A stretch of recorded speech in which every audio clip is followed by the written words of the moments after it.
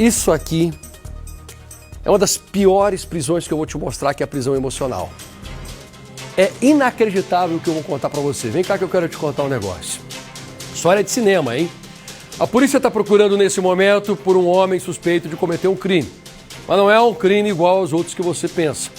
O Thiago, ele construiu uma casa com paredes de vidro para monitorar a mulher dele. É aqui do estado de São Paulo. Essa mulher viveu por 14 anos nesse relacionamento marcado por agressões, por brigas e por um controle emocional que eu nunca tinha visto antes. Nós ficamos sabendo que dentro do quarto ele fez uma suíte, quando você tem um banheiro no quarto. Só que ele não colocou parede no banheiro. O cara era tão maluco que ele pensava, não, mas quando ela for ao banheiro ela pode levar o celular e vai conversar com alguém. Então não, quero monitorar o tempo todo. Banheiro com privada, sem parede, porque o cara quer ficar olhando o que a mulher tá fazendo. Esse cara é um estúpido, gente. Pelo amor de Deus, olha o nível da loucura desse homem. Não era só no banheiro, não. Aqui na casa. Quando eu falo de parede, é isso aqui que você tá vendo. Ó. Porta de vidro. Aqui do lado, a parede de vidro, ele quebra o tijolo, ele quer olhar tudo, ele quer saber exatamente o que está acontecendo.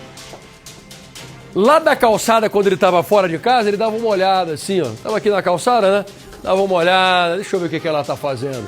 E aí, tá com o celular aí na mão não, né? Daquele tipo de gente que às vezes, o que você está pensando? Aposto que está pensando besteira. Pessoas assim são malucas, viu? Pessoas assim que querem te controlar, uma hora ou outra vão acabar fazendo besteira. E a polícia acredita que foi exatamente o que o Thiago fez. Essa reportagem impressionante desta prisão emocional que ele criou, agora na tela do Balanço. Uma mulher vigiada dentro de casa 24 horas por dia. Ela sofreu violência patrimonial. Ela não tinha acesso nem aos documentos dela.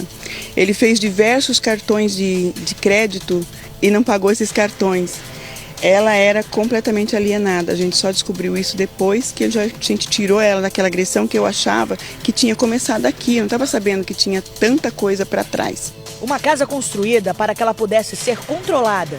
O banheiro da suíte do casal não tinha parede e muitas das divisórias internas eram de vidro. Dos 14 anos de casamento, nos últimos 5, o casal morou nesta casa. Esta aqui é a suíte principal. Foi o próprio Thiago quem construiu. E chama a atenção que ele colocou o vaso sanitário no meio do quarto, sem qualquer tipo de proteção. Dona Rose, pelo jeito a sua filha não tinha 1 minuto de privacidade. Não tinha. É estranho. É estranho, mas ela não tinha.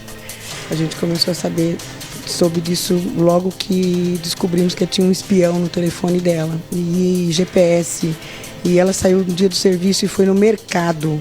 Ele ligou gritando com ela porque ela tinha ido no mercado sem avisar ele. Era nessa casa que vivia Beatriz, sob o comando do marido Thiago. Beatriz foi vista pela última vez há mais de 1 mês, quando saiu da casa da mãe em Serra Negra, interior de São Paulo. Estava a caminho do hotel onde trabalhava como camareira. Nunca chegou ao destino. Todos os dias, logo cedo pela manhã, a Beatriz precisava passar exatamente por essa estrada sem calçamento, cercada por mato por todos os lados. Uma caminhada de cerca de 10 minutos até a rodovia, onde ela pega o ônibus para chegar no trabalho. Normalmente a Beatriz saía de casa, lá no final da rua, ao lado da mãe. Só que naquele dia a mãe dela não foi junto, ficou em casa. A Beatriz estava sozinha.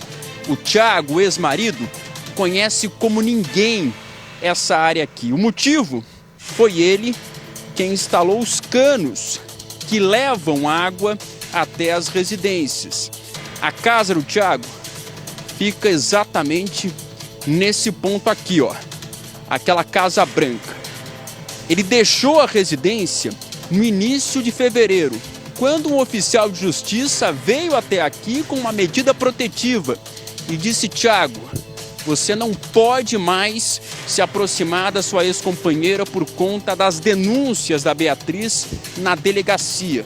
Depois daquele dia, ele supostamente foi embora.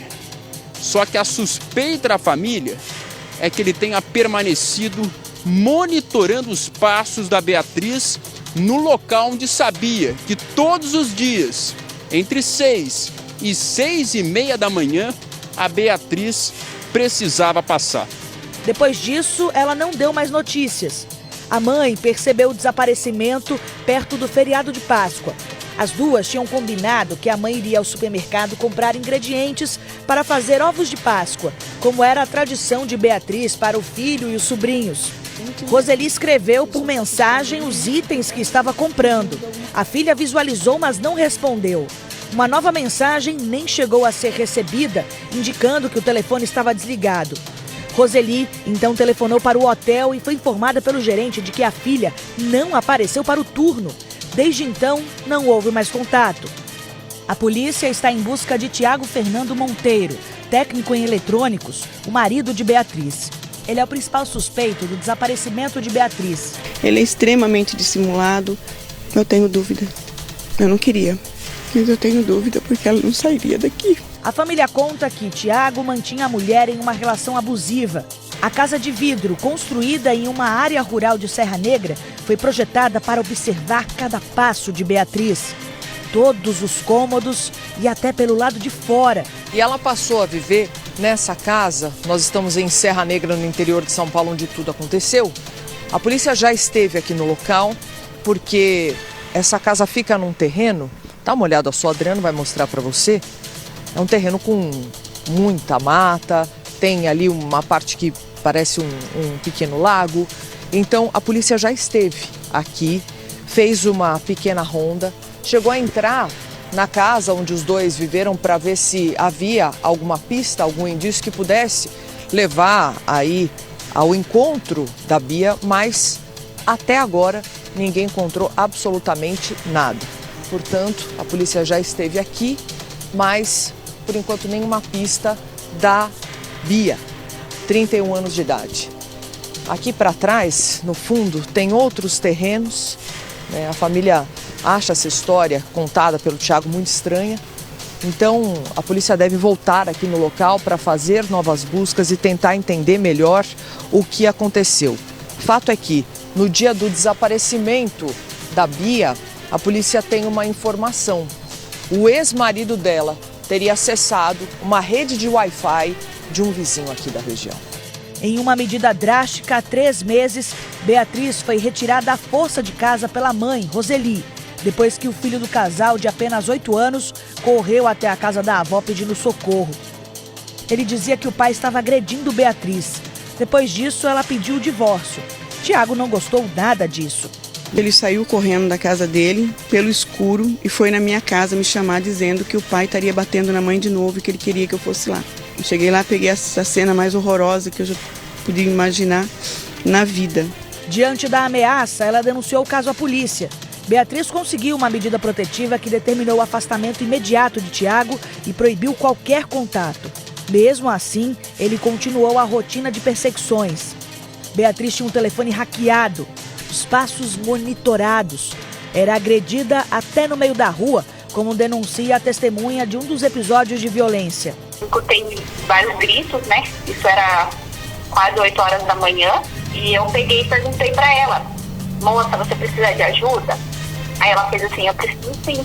Preciso que você me leve na delegacia para mim fazer uma medida protetiva. Tiago mantinha o padrão de homens abusivos. A cada agressão pedia perdão, prometia mudar e convencia Beatriz a voltar.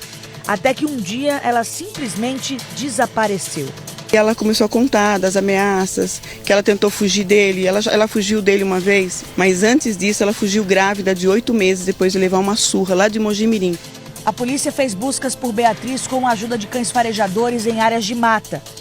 Agora a dona Roseli vê o cerco se fechar sobre o ex-genro. Nos primeiros 15 dias, Tiago respondia as mensagens e dizia estar procurando por Beatriz. Depois disso, o telefone dele deixou de funcionar. Com base nas suspeitas, a justiça pediu a prisão temporária dele. Você tem alguma coisa, alguma ligação com esse desaparecimento, Tiago? Não. Não. Como eu já informei, não tem. E você já foi até a delegacia para prestar depoimento? Não, ainda não. Tá marcado para mim ir lá junto. A mãe de Beatriz quer que o caso seja esclarecido e que o genro seja punido. O feminicídio aumenta estatisticamente a cada dia. E a minha filha pode ser tá aumentando essa estatística hoje. Olha, mulheres, por favor, nenhum homem tem o direito de controlar vocês. Isso aqui é mais um exemplo de uma mulher que ficou esperando por muito tempo. Quando ela tentou sair sozinha, ela não conseguiu. Então, se você também vive com um homem controlador, agressivo e precisa de ajuda para sair dessa, eu te aconselho a procurar a polícia. E se precisar do nosso jornalismo para fazer essa denúncia, eu estou aqui para estender a mão para você, tá? É aquilo que eu falo, se uma mulher apanha calada, o problema é dela. Mas se ela abre a boca, o problema passa a ser nosso.